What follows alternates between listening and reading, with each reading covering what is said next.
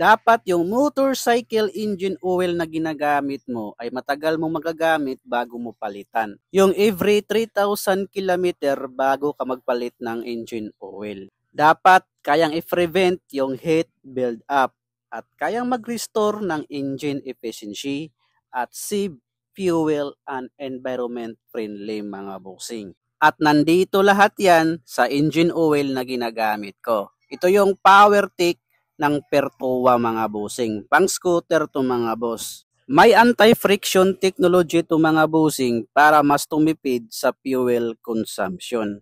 It also provide mga boss maximum protection against wear and corrosion mga bossing. It also prevent mga bossing heat build up sa ating mga motorcycle engine. At dahil pang scooter to mga bossing, may kasama yang gear oil. Available lang to mga boss at affordable lang to dyan sa Yellow Basket. Para makapag-order, click mo yung buy now here.